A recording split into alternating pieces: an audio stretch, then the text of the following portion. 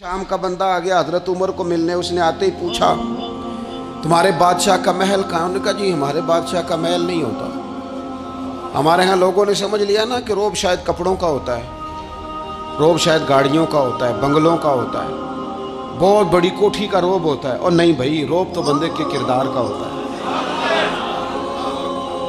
اس کے افکار کا روب ہوتا ہے، روب اس کے اونچے خیالات کا ہوتا ہے۔ کہاں ہے آپ کے بادشاہ کا محل؟ تو نے کہا محل شہل تو کوئی نہیں، مسجد میں ہوں گے امیر المومنین۔ بندہ کہتا ہے میں سوچ میں پڑ گیا کہ جس کے نام سے میرا بادشاہ کانپتا ہے وہ مسجد میں ہوگا، گن مین ہی کوئی نہیں، ہٹو بچو ہی کوئی نہیں، ادھر ادھر ہی کوئی نہیں، پہرے دار ہی کوئی نہیں۔ مسجد میں جا کے پوچھا جناب عمر، کہنے لگے ادھر ہی تھے۔ کدھر ہیں بھائی حضرت؟ وہ کدھر ہیں؟ میں ادھر ہی تھے۔ کہنے لگا میں حیران ہو گیا، یہ بادشاہ کی بات ہو رہی ہے۔ ایک صاحب کہنے لگے وہ کھجوروں کے باغ کی طرف جا رہے تھے، کہتے میں کھجوروں کے باغ میں گیا تو ایک بندے سے پوچھا امیر المومنین، کہنے لگا وہ سامنے کی طرف جا رہے تھے، ادھر گیا۔ ایک بندے سے پوچھا کہاں ہے وہ شخص جس کی 24 لاکھ مربع میل پہ حکومت ہے؟ کہاں ہے وہ شخص جو مدینے میں بیٹھ کے نعرہ لگاتا ہے تو کیسر و کسریٰ کانپ جاتے ہیں؟ وہ بندہ کدھر ہے کہ جس کی بات جگہ جگہ ہوتی ہے، جس کا تذکرہ سنا ہے کہ اسے دیکھ کے شیطان بھی رستے بدل جاتا ہے؟ انہوں نے کہا وہ دیکھ رہے ہو کھجور کے درخت کے نیچے کنویں کے ساتھ مٹی کا ڈھیلا تکیے کی جگہ رکھ کے وہ جو تامت باندھے کرتا پہنے سویا ہے وہی تو فاروق اعظم ہے۔ وہ شخص کہتے ہیں عمر سوئے تھے، شیر سویا بھی ہو تو اس کا روب ہوتا ہے، شیر جو ہوتا ہے، شیر کبھی سو بھی جائے نا تو لوگ پھر بھی خوف کھاتے ہیں اور اس کے جاگنے کا خوف کھاتے ہیں کہ یہ کہیں جاگ نہ جائے۔ شیر جو ہوا، کہتے ہیں حضرت عمر سوئے تھے پر میں قریب گیا تو میرے وجود پہ روب طاری ہو گیا، روب، اور میری زبان سے بے ساختہ یہ جملے نکلے کہ عمر تو انصاف کر کے سویا ہے نا، تو مٹی کے ڈھیلے پہ بھی تجھے سکون کی نیند ہے۔ خودداری، وقار، عزت، یہ احساس کمتری سے باہر نکلیں۔ ہم نے اپنے بچوں کو مسل ڈالا ہے، وہ تسی ماڑے دے بچے ہو، تسی تو نہیں نہ آگے جا سکتے، وہ اسی غریب لوگ کا بیٹے تو فلانے کے ساتھ نہ جایا۔ ہم نے اپنے بچوں کی خواہشات تباہ کر دی، کمزور کر کے رکھ دیا، انہیں بار بار سکھایا ہم نے۔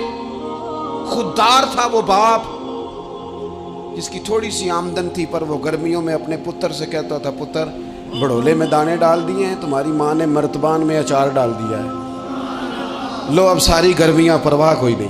وہ خوددار لوگ تھے، لیکن آج یہ دین غالب ہونے کے لیے آیا ہے، مسلمان نے غالب ہونا ہے۔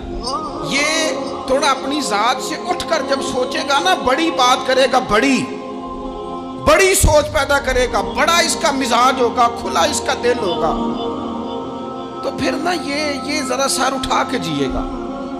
قرآن مجید کی جو آیت کریمہ میں نے تلاوت کی، اللہ کریم نے فرمایا هو الذی ارسل رسولہ بالہدی ودین الحق،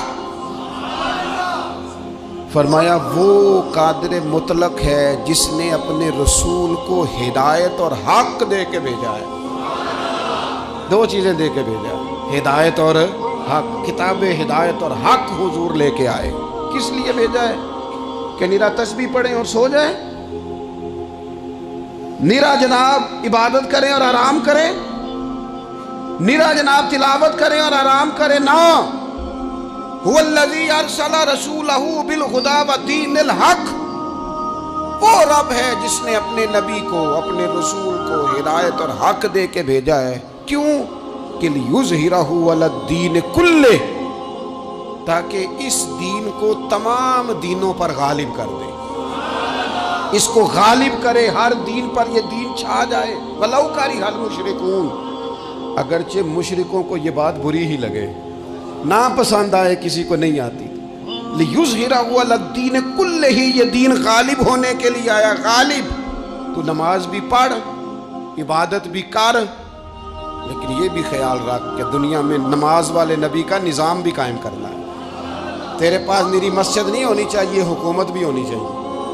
مسلمان کے ہاتھ میں نری تسبیح نہیں ہوگی، یہ انان حکومت بھی چلائے گا، اس کے اندر خودداری ہوگی۔ حضرت عمر تہجد بھی پڑھتے تھے اور سویرے حکومت بھی کرتے تھے۔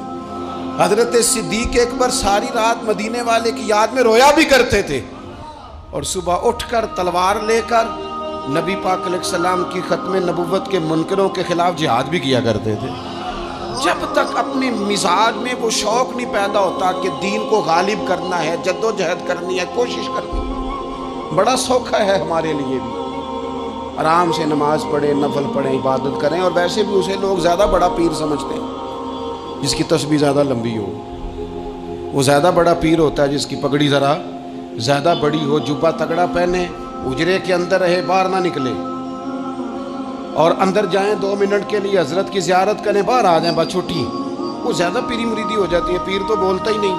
وہی ہے تیرے زمانے کا امام برحق، اقبال کہنے لگے وہی ہے تیرے زمانے کا امام برحق، جو تجھے حاضر و موجود سے بیزار کرے اور موت کی شکل میں دکھلا کے تجھے جلوہ یار، زندگی تیرے لیے اور بھی دشوار کرے، تو جو تیرا جینا مشکل کر دے نا، وہ تیرے زمانے کا امام برحق ہے، تیرے لیے زندگی دشوار کر۔ یہ کیا بات ہوئی کہ ٹھیک ہے جناب آپ موج کریں جو دین غالب ہونے کے لیے آیا، دین کے مزاج میں غلبہ ہے، دین کی طبیعت میں غلبہ ہے، دیندار چھا کے وقت گزارا کرتے ہیں۔ اللہ تعالیٰ نے اس دین کے اندر وہ قرار دیا ہے، وہ وسعت دی ہے، وہ درد دیا ہے، وہ ذوق دیا ہے۔ اپنے اندر سے وہ بت توڑ ڈالے جو بت مایوسی پھیلاتے، ان جگہوں سے نکل آئے جہاں انسان کمزور پڑتا ہے۔ اٹھ باندھ کمر کیوں ڈرتا ہے، پھر دیکھ خدا کیا کرتا ہے، آگے کی طرف دیکھ۔